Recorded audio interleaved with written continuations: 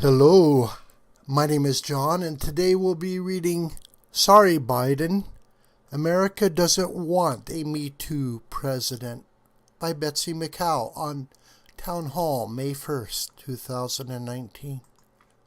Presidential contender Joe Biden is under attack from fellow Democrats for how he treated Anita Hill in 1991 after she accused Supreme Court nominee Clarence Thomas of sexual harassment. #MeToo advocates are warning that Biden had better apologize if he wants a women's vote in next year's election. Biden's an expert panderer. He's already expressing contrition for how he, as chairman, handled the Senate Judiciary Committee's hearing on Hill's accusations.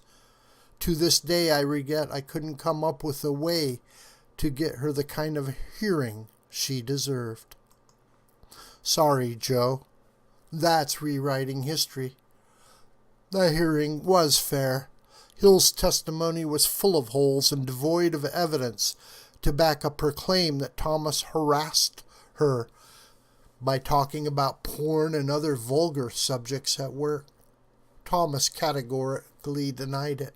When testifying, she embarrassed herself, flip-flopping on a key question between her morning and afternoon testimony.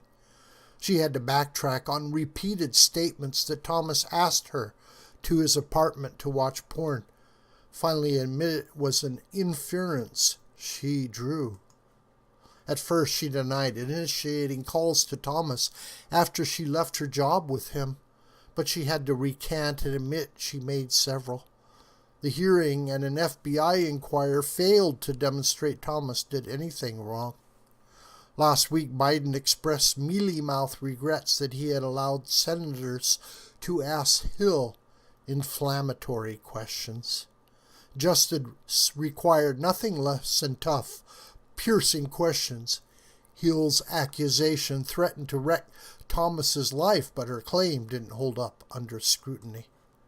Now, 28 years later, Biden is struggling to appear sympathetic to Hill. On The View, he asked, "How do you stop these character assassinations?" He meant Hill's character, but it was Thomas whose name was dragged through the mud without evidence. The public watching on television in 1991 believed Thomas over Hill by 2-1 margin, according to Gallup polling.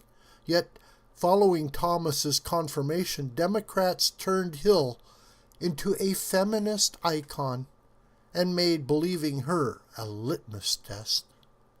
Last year, Dems doubled down, insisting they believed Christine Blasey Ford, who accused Supreme Court nominee Brett Kavanaugh of groping her when both were teenagers. Never mind that Ford couldn't even say where or when or provide corroborating evidence. Senate Democrats, including presidential wannabes Kamala Harris and Kirsten Gillibrand, declared they believed her even before hearing her testimony. Hill herself piled on Kavanaugh, demanding that the burden of persuasion should be borne by him, not his accuser. Now Hill wants an unambiguous apology from Biden for what happened in 1991. Caving to Hill will get Biden points with the far left, but not with most people, not even with most women. They have fathers, sons, brothers, and husbands they don't want skewered by the #MeToo movement. One accusation of sexual harassment can cost a man his education, his job, or his entire future, even if the accuser has no proof. Unfortunately, top Democrats couldn't care less. One of the biggest differences between Republican and Democratic polls right now is their attitude about #MeToo. Republicans value time-honored principles like due process and the presumption of innocence. Democrats have no patience for it. Voters need to keep that in mind in 2020. America doesn't need a Me Too president. We already had one, Barack Obama. Thanks to his policies, college men accused of sexual harassment are often stripped of their rights by campus courts, rigged to benefit women accusers. Fortunately, President Donald Trump's education secretary, Betsy DeVos, is reversing the Obama policies and restoring due process protections, such as the right to cross-examine one's accuser. Senate Democrats, meanwhile, are resisting these reforms.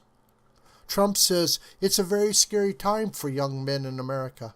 He added, "You could be somebody that was perfect your entire life, and somebody could accuse you of something.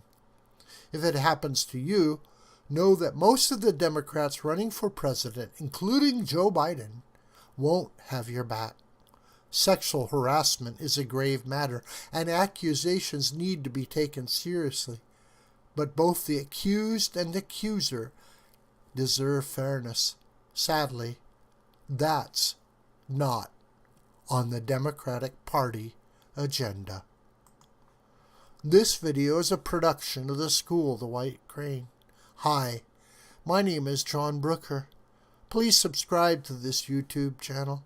And please share this video with family and friends and on social media. May God richly bless you, my beloved.